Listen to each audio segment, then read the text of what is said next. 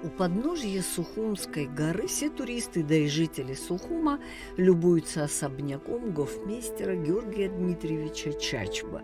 Этот дом производит впечатление даже на тех, кто не особенно интересуется архитектурой.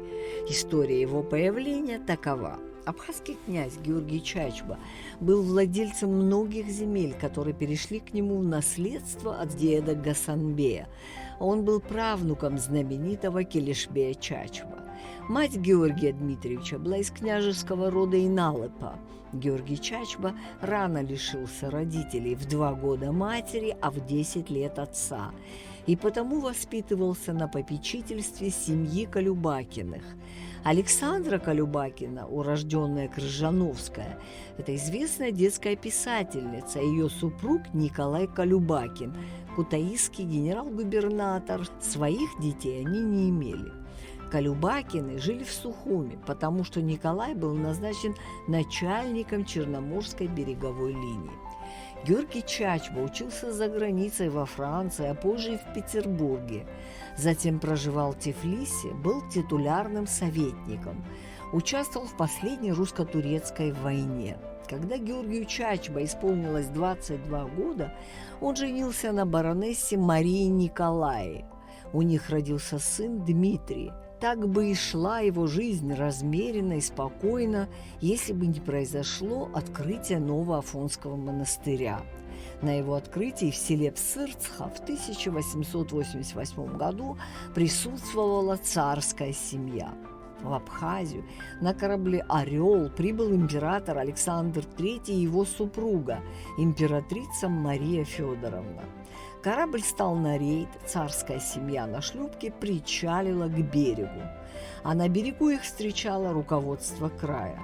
Будучи тифлисским губернатором, Чачба, конечно, участвовал в торжественном приеме императорской семьи. Датская принцесса Дагмара была верной женой российского монарха, но даже ее сердце дрогнуло, когда из толпы выделился стройный кавказский мужчина в белой черкеске и преподнес ей букет ее любимых аргентийских роз. Он был редким красавцем, очень обаятельным и обходительным. Судя по всему, Георгий Чачба запал ей в душу. Через некоторое время императрица приезжала в Тифлис, где ее младший сын Георгий лечился от чахотки. Здесь ее встречал губернатор Чачба. После смерти Александра III, через 9 лет после знакомства, вдовствующая императрица пригласила в Петербург своего тифлисского знакомого и предложила ему должность начальника собственной канцелярии. Князь развелся с женой и, оставив ее вместе с сыном Дмитрием в Тифлисе, уехал в Россию. Георгий Чачба состоял в марганатическом, то есть неравнородном браке с Марией Федоровной, был одним из главных действующих лиц дневника императрицы. Он сопровождал ее величество во время поездок в Англию, во Францию и в Германию. Судя по документам, князь и императрица не расставались фактически ни на один день. Во время путешествия Ее Величества в царском поезде у Чачба был свой вагон. Отношениям матери и абхазского князя всемирно противодействовал император Николай II. В частности, он приказал цензуре изымать во всех публикациях любые упоминания об отношениях между матерью и Чачба. Однако, несмотря на это, в царском дворе к абхазскому князю относились с большим почтением и уважением. Современники отмечают, что он был очень начитанный, наблюдательный, отличался находчивостью в затруднительных случаях и весьма своеобразно мыслил. Среди увлечений Георгия Дмитриевича современники отмечали страсть к старине, к историческим исследованиям и собиранию портретов, миниатюр и гравюр. И его имя было хорошо известно датскому королевскому двору. Во время одного из посещений Дании он получил высокий орден из рук датского короля Христиана IX, отца Марии Федоровны, а чуть позже новый король Дании Фридрих VIII вручил ему высшую награду Дании – орден Белого слона с лентой. Такую награду получали только члены королевской фамилии, то есть датские родственники считали Чачба членом своей семьи. Историки свидетельствуют, что после отречения от престола Николая II его мать и абхазский князь предпринимали попытки возвести на российский престол сына Георгия Чачба, Дмитрия. Однако эти попытки не увенчались успехом, так как Чачба был арестован в Крыму и находился вместе с другими придворными в заключении в Ялте. Падение монархии стало для Марии Федоровны и князя роковой чертой. С одной стороны, они потеряли все былое влияние, с другой, теперь они могли быть вместе, невзирая на мнение окружающих. Императорского двора и его сплетен больше не существовало. То есть документы свидетельствуют о том, что абхазский князь Дмитрий Чачба имел реальные шансы претендовать на российский престол, пользуясь поддержкой Марии Федоровны. Георгий Чачба скончался в 1918 году, Мария Федоровна в 1928 году. Она пережила его на 10 лет. Одной из заслуг князя называют отмену императором Николаем II указа своего деда, императора Александра II, который в 1880 году провозгласил абхазов виновным народом. Через 27 лет, в 1907 году, виновность была снята. Дом Георгия Дмитриевича, в котором он никогда не жил, управляющий имениями, продал сухумскому фотографу Леониду Ивановичу Пимениде. В 1921 году здание было муниципализировано, и в нем расселили более 10 семейств.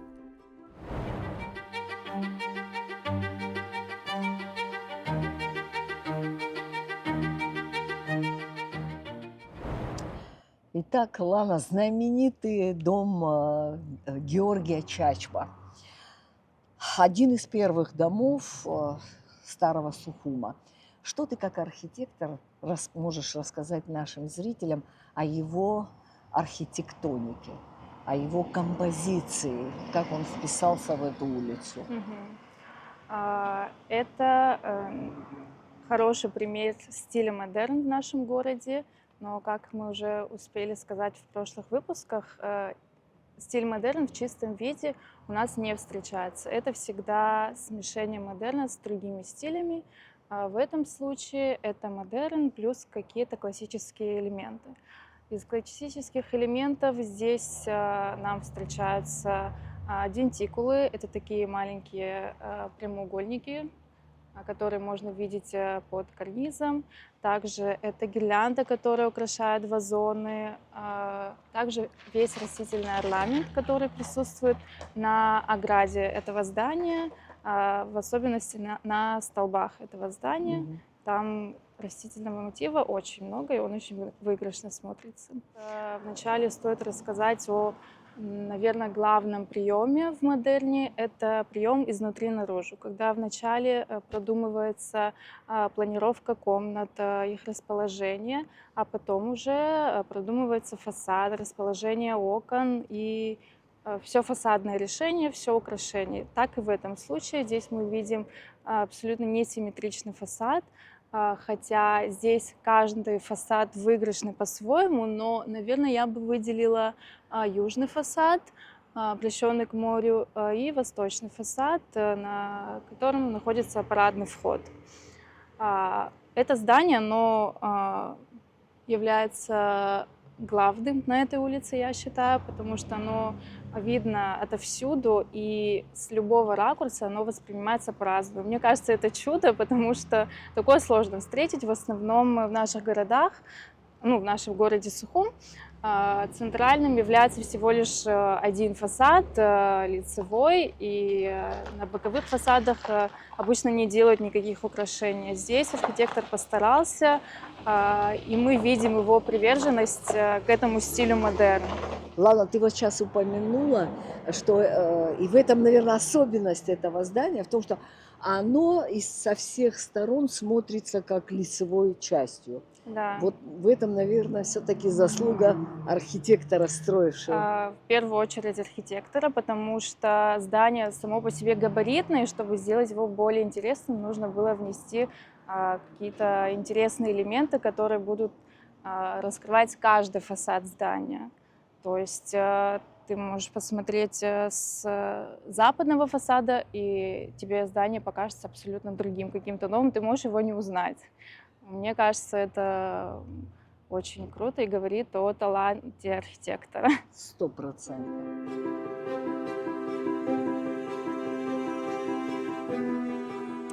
Лана, прямо на входе вот это окно, такое круглое, которое еще раз подчеркивает, что все-таки здесь элементы модерна превалируют, некая округлость, завершенность, плавные линии. Это все же его величество модерн. Да, совершенно верно. Как вы могли заметить, на этом здании очень много видов окон. Они почти, можно сказать, не повторяются. Все по-своему красивые, уникальны. Но вот над парадным входом нас встречает круглое окно. Это было действительно окно. Сейчас об этом сложно, наверное, судить, но там было окно. И это окно, оно украшено пальметами. Этот декор обычно использовали тоже в классической архитектуре, то есть, опять-таки, смешение модерна и классики. Хотелось бы также отметить из декора, наверное, все цветочные растительные мотивы, которые здесь используются, так как в модерне они считались символом жизни, возрождения, также смерти, мистицизма.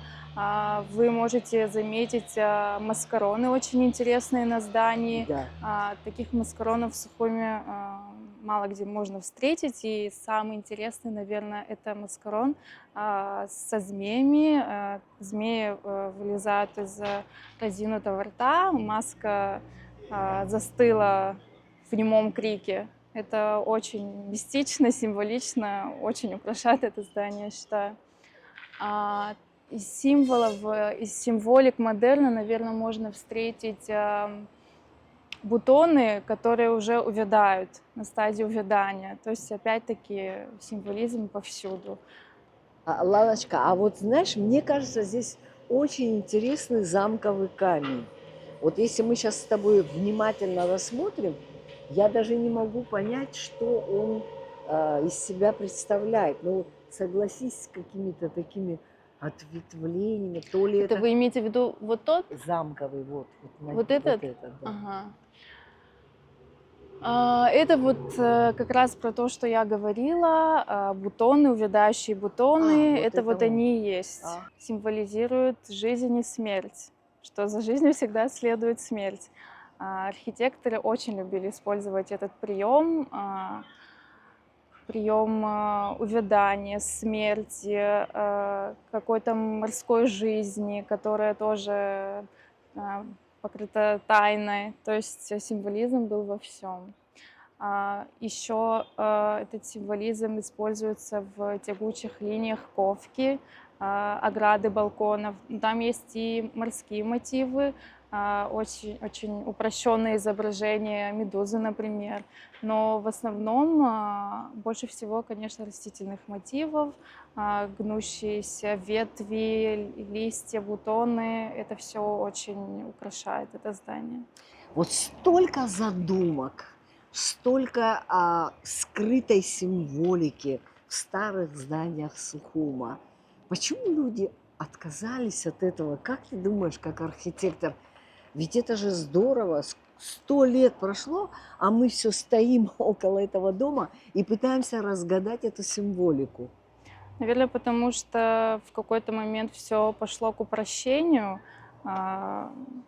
Наверное, стиль жизни менялся у людей, уже не было таких возможностей, потому что, допустим, в этом здании видно очень много вложений в качественные материалы, потому что здесь использовалась метлахская плитка, которая очень дорога, она в большом объеме использовалась. Я уверена, что здесь была очень качественная, дорогая отделка интерьеров, что видно и по каминам внутри, и в принципе, по всему интерьеру. Здесь двери резные, очень красивые, интересные. Они тоже сохранились до наших дней и в довольно хорошем состоянии, что говорит о больших вложениях хозяина. Ладно, насколько важно, на твой взгляд, все-таки это здание, оно ветхое. Оно ветхое, это видно. Оно нас радует даже таким ветхим. Но насколько важно нам сохранить это, чтобы наши дети увидели эту старину? Насколько это вообще, нужно ли это нам? Возможно, мы сейчас не осознаем, насколько это важно и нужно, но когда мы начнем терять такие объекты, и мы останемся ни с чем, наверное, только тогда мы поймем, насколько было важно. Это здание не самое ветхое в нашем городе. На нем заменили крышу совсем недавно, но этому зданию нужен какой-то обобщенный подход, привести его к единому архитектурному стилю, убрать все пристройки, сделать историческую кровлю, облагородить все и вернуть к первоначальному виду. Но из-за того, что этот дом сейчас поделен на небольшие квартирки, это сделать очень сложно, потому что не у всех есть возможность сделать реставрацию у себя в квартире или как-то приложить руку к фасаду. Поэтому я надеюсь, что в будущем этот дом приобретет свой изначальный вид. Очень хочется надеяться, что такие затраты на себя все-таки возьмет государство, потому что дом трехэтажный, и, конечно, один человек навряд ли осилит его восстановление, его реставрацию, но потерять такой дом только потому, что не обращать на него внимания, конечно, было бы преступлением. Я сейчас не призываю никаким таким радикальным, но помочь в восстановлении такого дома, я думаю, все-таки нужно. Да, вот, ну, наверное, первым шагом государства была замена кровли, но, надеемся, в дальнейшем приступит и к другим частям, к перекрытиям, к благоустройству прилегающей территории. То есть это все здесь нужно, и оно все влияет на восприятие всего Спасибо здания. большое, Лана. Я Спасибо. думаю, зрителям была интересна эта архитектурная справочка.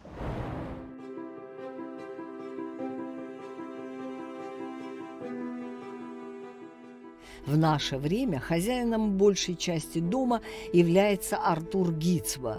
И вот он уже в течение многих лет своими силами пытается спасти ветхое здание. Мы пообщались с ним, и он нам раскрыл многие тайны этого интересного дома.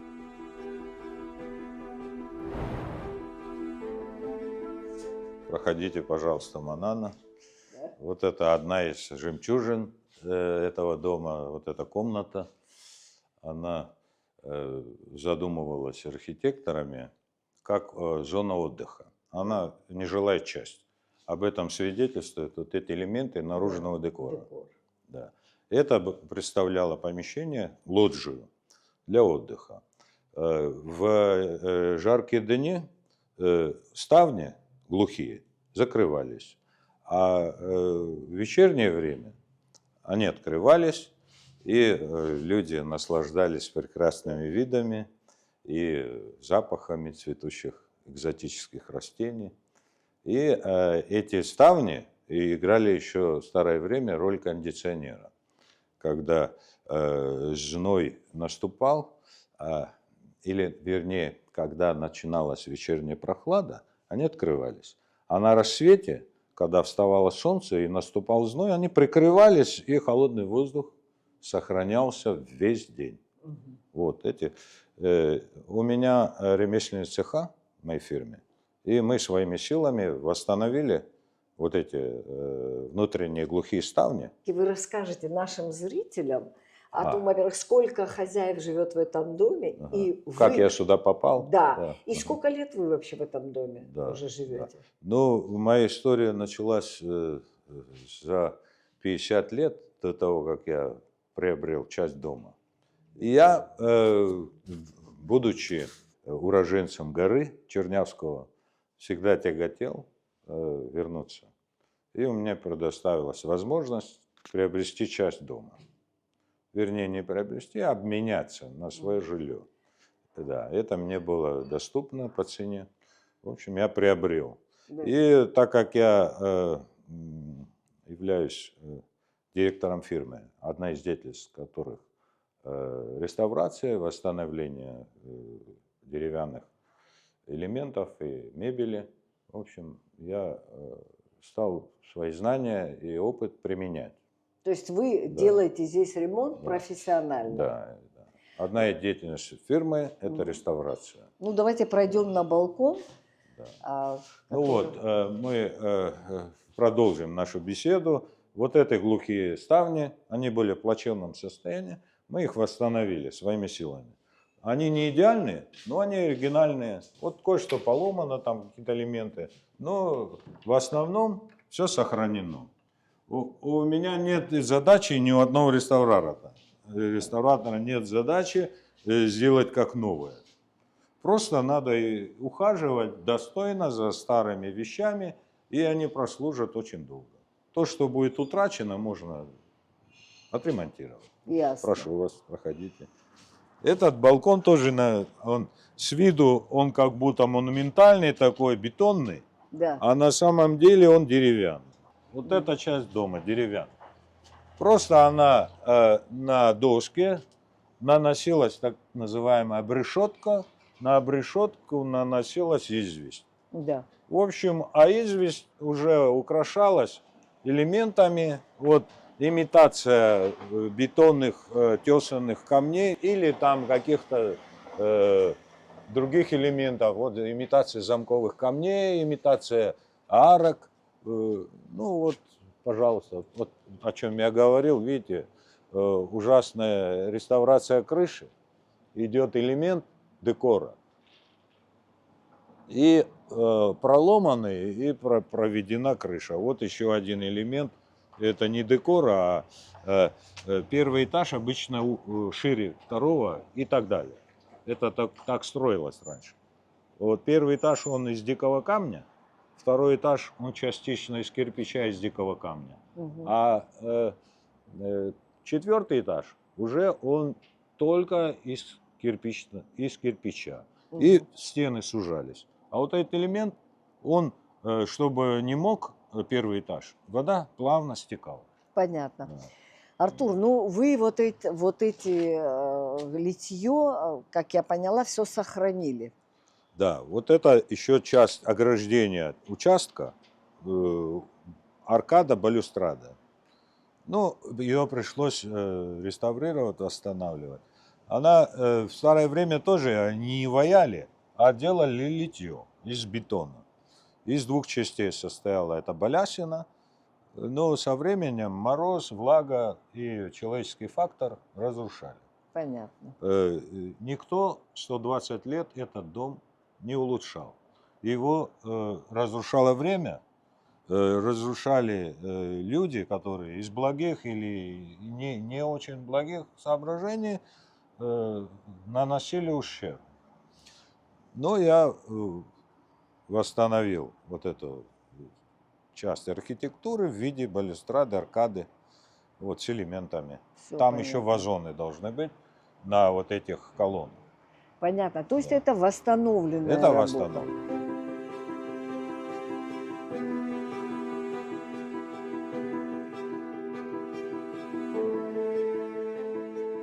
В процессе реставрации наткнулись на какой-то элемент чужеродный.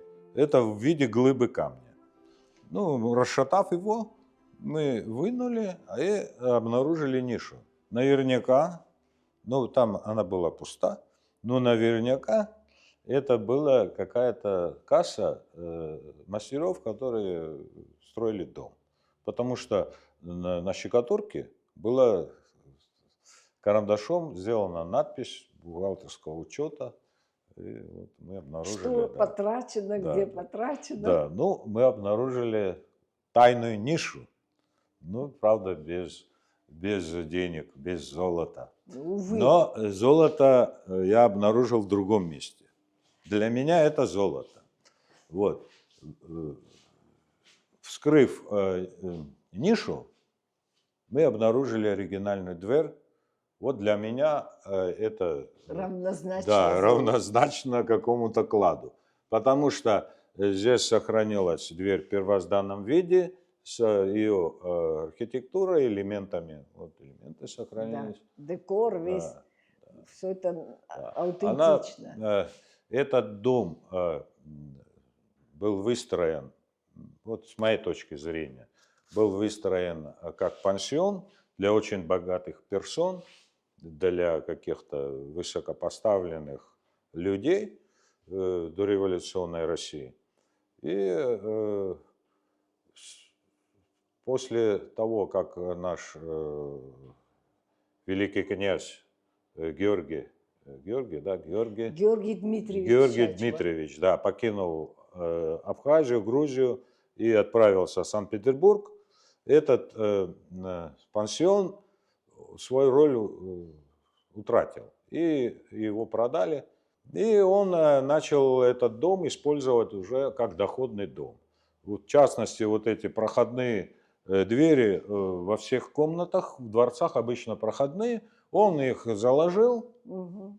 Правда, при этом отдать должное ему, он сохранил эти двери, заложил их кирпичами и разделил весь дом на комнаты. В дореволюционном Сухуми снимать комнату мог себе позволить Только состоятельный человек. состоятельный. Артур, вот тут вы сохранили, я так поняла, фрески. Да. Живопись Вот по в частности вот извести. здесь. Вот Не очень здесь удобно, видно, да? да? Да. Вот. Вот это роспись по штукатурке, ну так называемая фреска. Краски поблекли, но видны элементы растительного орнамента. Это любимый прием модерна. Артур, я бы хотела обратить тоже внимание наших телезрителей Да. на вот эту очень старую печку. Ну, А. она не старее, чем этот дом. Дому Ну, 120 лет, а это голландская печь. Она не в Голландии произведена, но конструкция этой печи изобрели голландцы, и она была часть архитектуры или там часть отопления этого дома. Ну, самое удивительное, что вот такая гигантская печь, она прогревала весь дом. Весь дом, это же паровое отопление. Нет, здесь... На пару. Да, централизованное. Централизованное. Здесь отопление централизованное, но не на пару. Мы в советский период привыкли, что котельная стоит, Да. и если централизованное отопление, то значит на пару или на воде. А здесь было на воздухе. Вот элемент этого отопления, вот на стеночке, вот, это воздуховод. Он с регулировкой. Здесь стоят жалюзи. И если я дотянусь, они немного нуждаются в реставрации, можно было регулировать эту тягу. А на первом этаже располагался котел, который грел воздух. Из этого котла воздух поступал в резервуар, а из этого резервуара он поступал по специальным ходам внутри кирпичной кладки или по специальным коробам из жести, которые проходили, допустим, под полами или под какими-то деревянными частями дома. Потому что дом, его перекрытия все деревянные, естественно, и часть дома деревянная. Но в этом ничего плохого нет, если ухаживать за этим. Да. А если за деревянным домом не ухаживать, это беда. В этом доме не производилось никакого ремонта. Никогда. Никогда. Этому дому 120 лет. После 20 лет он уже нуждался в каком-то косметическом ремонте или в каком-то обновлении. А тут? А тут на протяжении 100 лет никто его не восстанавливал, только происходили обратные процессы. Артур, ну мы надеемся, что дом в надежных руках, ваших. Полдома исторического я приобрел. Я вообще, как сказать, энтузиаст и старый сухумчанин. Здесь родился, на горе Чернявского. И для меня эта тема близка. Артур, я так увидела, что ты и мебель всю сохранил, мебель этого дома. Расскажи нам немножко о ней. Вот элементы секретера, ну, часть секретера, который сохранился. Я все же предполагаю, что это был секретарь нашего князя. Я думаю, он здесь какие-то записи вел. И вот этот стул. Стул тоже ровесник этого дома. Это, можно сказать, первая Икеа, которая аналог. Этот стул был очень технологичным изделием того века. Я думаю, это один из первых венских стульев, который существует. Такое предположение. Вполне. Он доставлялся по почте в разобранном виде. Вот эти все элементы, он состоит из элементов, в основном это изготавливалось из бука. Бук подвержен обработке паром и гнется очень пластично. И вот эти элементы приходили по почте, и здесь собиралось. Вот тиснение, конский волос, декоративные гвозди. Великолепный стул. Надо его восстановить. Да, он достоин Того, жить. чтобы Он его... достоин жить долго. Ну вот это стиль модерн. Вот сохранилась решетка и абстрактные рисунки. И, Да. ну, это элементы уже классицизма. Да, В скорее общем, всего. Да. Ну, вообще этот дом смешение стилей. Можно его назвать эклектика. Некоторые документы свидетельствуют о том, что Георгий Дмитриевич был большой любитель антиквариата. Да. Он собиратель, он коллекционер. Да, да. Помимо того, что он знал несколько языков в совершенстве, около 5 языков. Поэтому и неудивительно, что тут такое собрание разных интересных предметов. Мы обнаружили, ну, вот какие-то элементы. Повернитесь И сюда. обнаружили такую интересную вещь. Это Слушайте. имитация ножа для корреспонденции. Обалдеть. Вот в виде лошади. Да, Ну, какой абхаз не любил лошадь? в виде... Лошадь это было Слушайте, больше, ну, чем животное. Это был друг. Да. ну, слушайте, это просто Ну произведение и с искусства. этой стороны, я думаю, его еще применяли в виде орехокола. Тоже может быть. Да, она увесистая штука. Артур, и вот такие вот наличники для дверей, да? Или ручки. Это дверные ручки, Ручки. да. Ну, бронзовое литье. Это, как говорится, находка для металлоломщика, к сожалению. Очень много вот таких вещей ушло, как ценный металлолом. А его стоимость выше намного. Ценность Да, самого да, предмета. да, самого предмета. Ну вот еще какая-то находка. Ложка, обычная ложка. Но она с каким-то... Да. Ну, она медная, было покрытие, имитация серебряной ложки.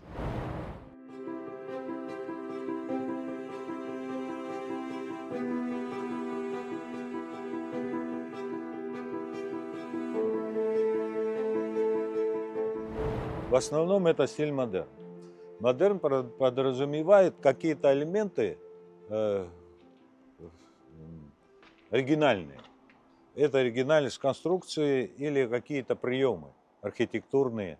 Это, в частности, вот здесь был вот этот в бетонном таком монументальном сооружении, вот здесь была вставлена ажурная декоративная ферма. И внутри, я как предполагаю, размещали вот светильник.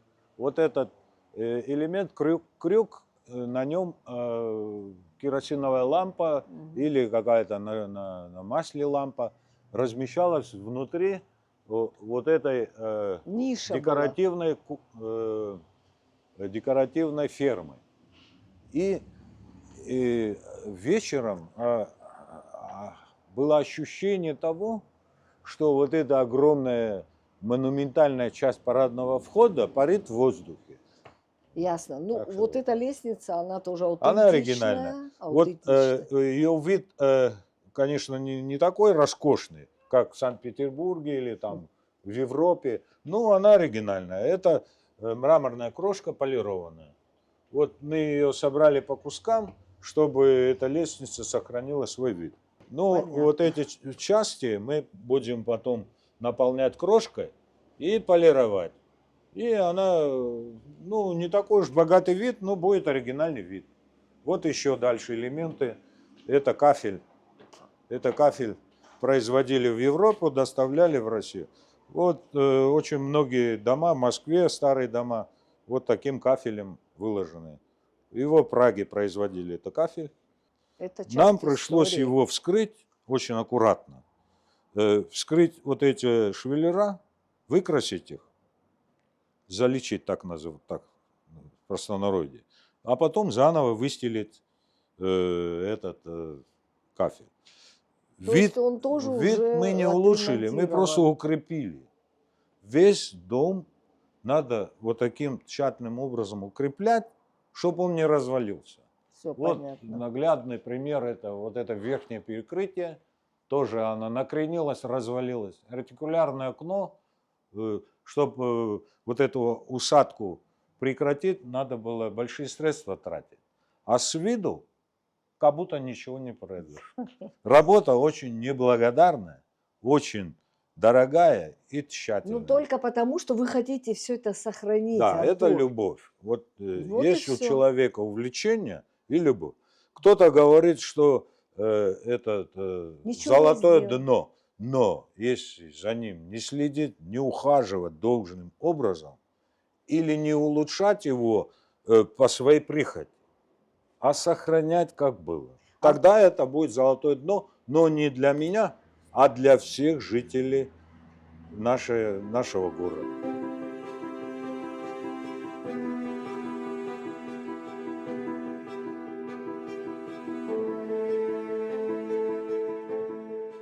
Это просто открытый балкон. Не лоджия, а такой, или лоджия, балкон-лоджия. Да.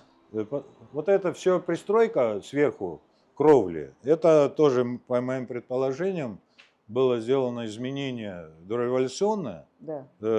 Пансион для дорогостоящих, для высокопоставленных людей превратили в доходный дом. Тоже они возвели вот здесь навес и застеклили его. То есть вы Чтобы предполагаете, увеличивать- что навеса не было? Не было. Я не то, что предполагаю. У меня есть открытие Фотография. по этому поводу. Я обнаружил старинный вид на Сухум и, увеличив его, обнаружил вот это здание, которое было в первозданном виде. На месте эркера, вот на углу, что Манана говорила, располагалась беседка. Над этой беседкой купол. А над купол был увенчан шпилем с вензелями нашего князя. Вот вокруг вот этого строения, по этим крышам, которые сейчас закрыты жестью, проложены были дорожки, люди могли гулять по этому 4-му уровню. По этажу. Да, и в этой беседке могли кофе пить, наслаждаться видами. Ну и, наконец, Да, ну вот эта часть, откуда открывается самый великолепный вид на город, на бухту. Ну, пока идутся работы, здесь законсервировано. Но вот это была открытая тоже площадка. Наверняка над этой площадкой была маркиза ткани. И люди могли наслаждаться открытым воздухом и с прекрасным видом. ну и вот об этих дверях, Артур, как Ну раз да, таки, эти двери да? тоже, эти двери, артикулярные двери, не двери, а рамы в стиле модерн. Стиль модерн подразумевает, что нет прямых линий. Или они где-то закругляются, или где-то они плавно переходят в какие-то другие элементы. Ну вот это на реставрации окна Да. от другого артикулярного окна. Он в виде круга. Вот элементы это двери, да не двери, окна, которые открываются. И в центре дверь. Тоже вот с такими элементами. Вот она уже отреставрирована, вставлены стекла. А вот еще обычное банальное окно квадратной формы, но украшенное элементами, которые закругляют эти геометрические квадраты, и это окно приобретает оригинальный вид, свойственный архитектурному замыслу. Вот еще элементы это артикулярного окна. Вот это верхняя часть, а вот боковые окна тоже. Это окно в виде круга. А это также функционирует фрамуга и вот эти дверки, которые открываются. Артур, ну все это встанет на свои места, когда ремонт будет Конечно, завершен. обязательно, обязательно. Все это сохранено. То, что было утрачено, мы воссоздаем в этих Да. цехах ремесленных. Даже вот диван. Диван мы заменили обивку, отреставрировали пружины, покрыли лаком. Ну, он не очень не представляет антикварную ценность, но как часть дома, и я решил этот хлам сохранить и Мы буду им полностью, пользоваться по мы назначению. полностью вас приветствуем, потому что вы сохранили старую, аутентичную вещь. Это же очень важно.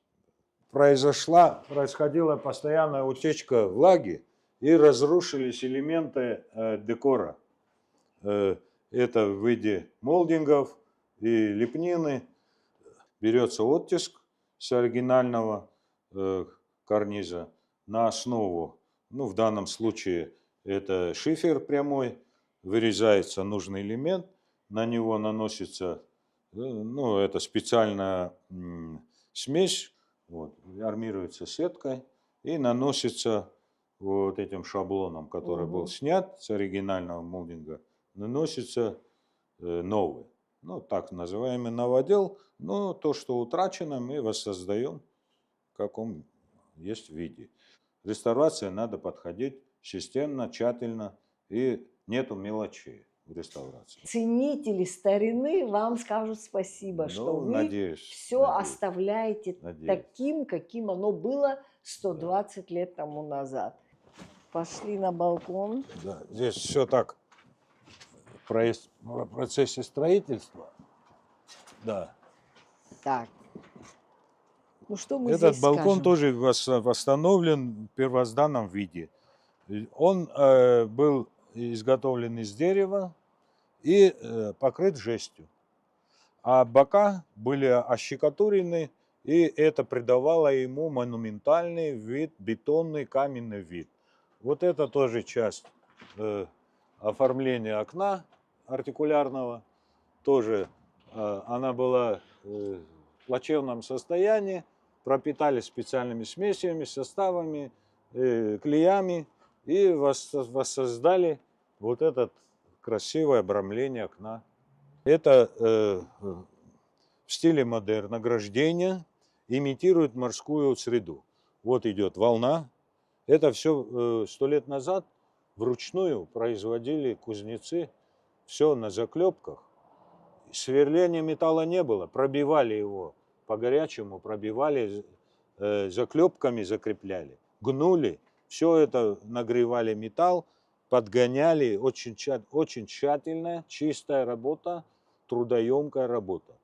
Чтобы замысел художника воплотить, нужно было очень высокое искусство ремесленное. Вот это представитель. Это в виде медузы. Вообще в простоте великая сила. Еще поручень. Поручень, застаренный поручень, естественно застаренный. Мы его сохраняем. Дерево живое, но видно, что у него есть своя история. Вот эту поручень сохраняем, а вот то, что пришли в негодность, вот стайки, балки, Вот мы на новые меняем, аналогичные. Чтобы сохранить дом, надо глубокую реставрацию перекрытия. Ну, будем надеяться все-таки, что время не разрушит этот дом до конца, Не, и не вы не разрушит. дадите ему пропасть. Артур, позвольте мне от лица всех зрителей и меня в том числе поблагодарить вас за те работы, которые вы проводите для того, чтобы вот этот дом, объект культурного наследия всей Абхазии, остался целым и сохранился для наших потомков. На старых фотографиях видно, что дом имел интересную архитектуру с террасами, башенками, эркером и балконами. Но с годами люди его перестраивали, и он многое потерял. Однако даже в таком виде он притягивает к себе взоры всех тех, кто интересуется старой архитектурой. Дом Георгия Чачба находится в исторической части города Сухум, и очень хочется верить, что им будет любоваться еще не одно поколение сухумчан.